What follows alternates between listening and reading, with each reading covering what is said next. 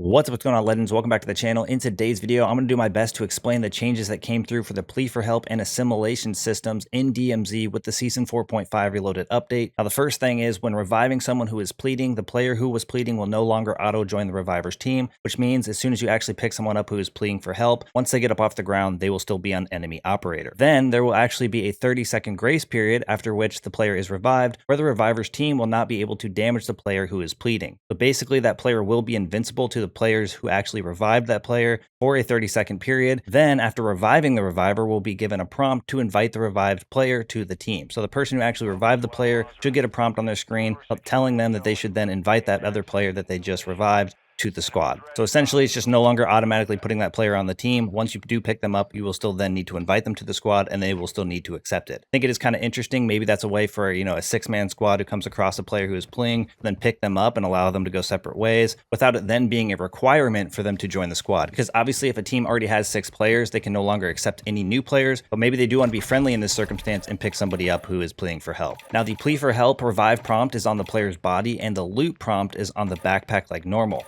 So the plea for help and loot prompts are now separated. Basically, when you go over to the player's body, you'll get the prompt to actually revive them if they're playing for help. If you go over to their backpack, you'll get the option to loot. And then obviously now having these separated, it'll make it a little less confusing. It might even make it a little easier for people to revive them or choose to just loot them. I honestly think there's mistakes in both directions where people mean to revive somebody and accidentally loot them, meaning they can no longer revive them. And then there's times where they actually want to loot them and then they accidentally revive them. But maybe this will help kind of sort those things out. I think it is overall a good improvement. Looting a player first will now no longer disable the plea option. So if you accidentally loot somebody, they still have the ability to plea, or their plea will still be valid, which I think is kind of a nice option in case somebody accidentally loots somebody, maybe going for that plea, and then they can actually still pick them up and revive them. Then they created a direct assimilation function to only send a request to one person.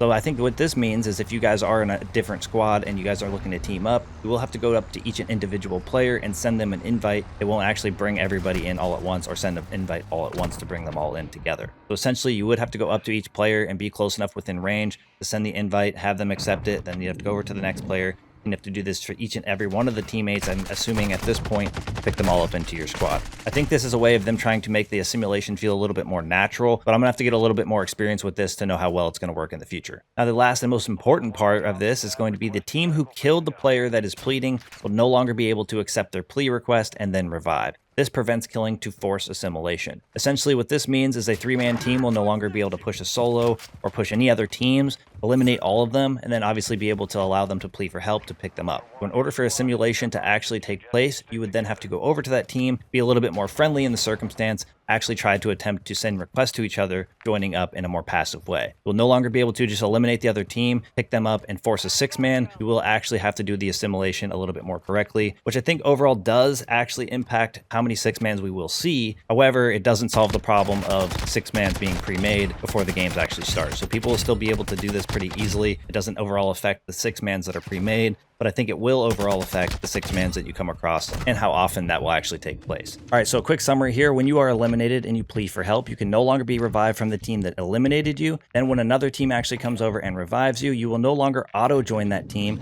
but you will remain an enemy operator. However, once revived, there's a 30-second time period where you will be invincible to the team that revived you, allowing them or giving them a prompt to basically invite you to their squad. Maybe if their squad is full, I'm not sure if 6-mans can revive players, you might go your separate ways. However, now when players are eliminated, their backpacks and their bodies will be separate, so you can go over to their backpack to loot them or go over to their body to revive them if they're pleading for help. Overall, I think some of these changes can seem a little bit confusing, but the big picture is people can no longer eliminate you and then just pick you up, forcing assimilation, and it will make the assimilation maybe feel a little bit more natural. Overall, I think these changes are going to be really good. It will take a few days for us to see if they actually play out the way they seem like they're going to. However, the only real issue here is that pre-made 6-mans really are unaffected by any of these changes. That's going to wrap things up for today's video. Hopefully after watching it, you understand the plea for help and assimilation changes just a little bit better. Thank you guys for all the support in today's video, all the support in the channel. I look forward to seeing y'all in the next one. Peace.